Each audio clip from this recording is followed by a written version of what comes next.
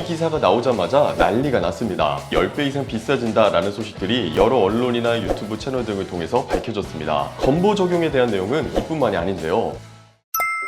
시니어 정부의 모든 것, 걱정마 엄빠의 첫째 아들입니다. 계속해서 안타까운 소식들이 들려오고 있습니다. 지난번 저희 걱정마 엄빠에서 건강보험에 대한 소식이 나오면 빠르게 전달 드린다고 약속드렸었는데요. 얼마 지나지 않아 또 다른 속보가 등장하게 되었습니다. 특히나 이번 건은 엄빠님들께서 자주 겪게 되실 부분인지라 걱정이 많은데요. 어떤 내용인지 지체 없이 곧바로 전해드리도록 하겠습니다. 지금 잊지 말고 구독, 좋아요도 한 번씩 눌러주시고요. 오늘의 걱정마 엄빠 지금 시작합니다.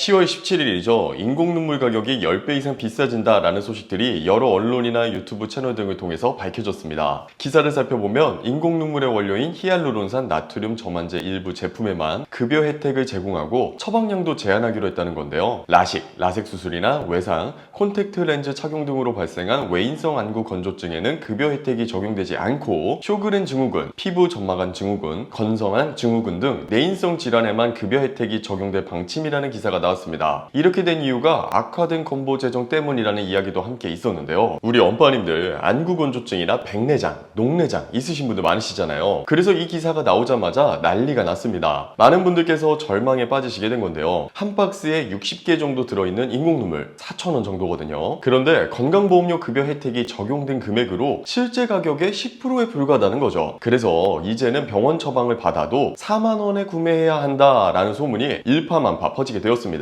그러다가 17일 저녁이죠. 머니투데이에서 발행한 기사에 따르면 건강보험심사평가원이 이러한 소문은 사실이 아니라고 밝혔다라는 기사를 내놓았는데요. 두 가지 부분에 있어서 반박이 있었다고 합니다. 첫 번째는 인공눈물 급여 기준이 바뀌어서 전액을 환자가 부담을 하더라도 10배가 아닌 두세 배가 된다. 최대 23,760원 수준이라는 거고, 두 번째는 건강보험 재정 때문이 아니라 오남용을 개선하고자 하는 이유다라는 건데요. 내용을 보면 올라갈 여지는 어느 정도 있을 것으로 사료됩니다. 하지만 가장 중요한 건 이 인공눈물에 대한 이야기가 완벽하게 확정된 부분은 아닙니다. 이번 12월에 건강보험심사평가원에서 급여 혜택 축소 여부를 최종 결정한다고 하니까요. 정확한 내용은 12월에 알 수 있을 거라는 부분도 체크해 주시면 좋을 것 같습니다. 이러한 슬픈 소식 때문에 주변에서 이야기를 들어보니까 인공눈물 미리 서둘러서 사놓으시는 분들도 생겼다고 하는데, 많은 현대인들이 갖고 있는 주요 질병 중 하나인 안구 건조증에 관련한 내용인 만큼 좋은 결과가 있길 부디 바라보겠습니다.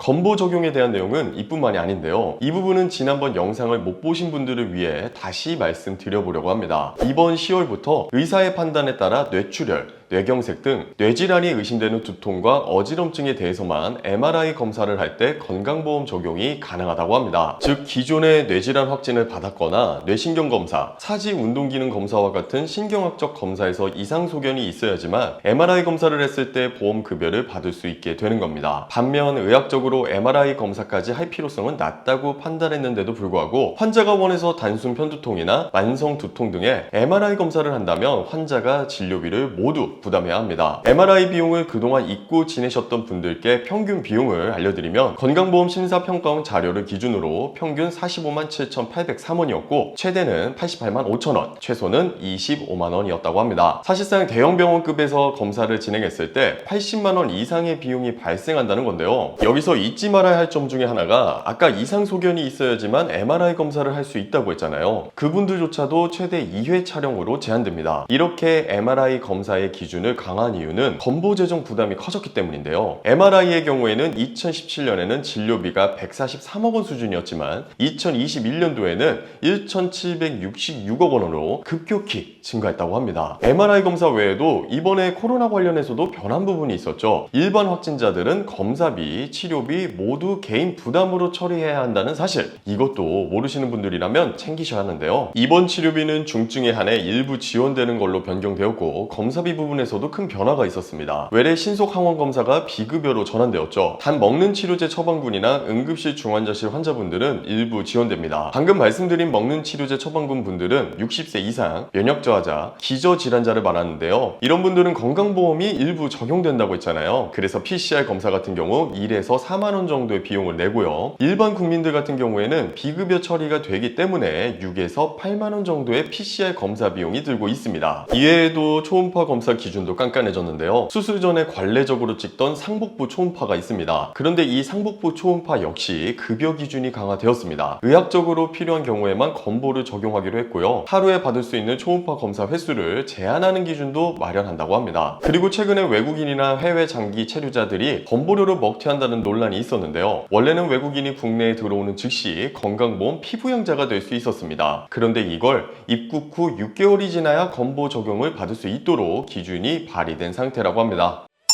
오늘은 변화된 건강보험에 대한 속보를 전달드렸습니다. 요즘 건강보험에 대한 뉴스들이 많아지고 있는데요. 엄빠님들께서 놓치지 않으시도록 내용이 업데이트 될 때마다 꼼꼼하게 정리해서 전달드리도록 하겠습니다. 마지막으로 구독, 좋아요, 알림 설정 부탁드리면서 영상 마치겠습니다. 감사합니다.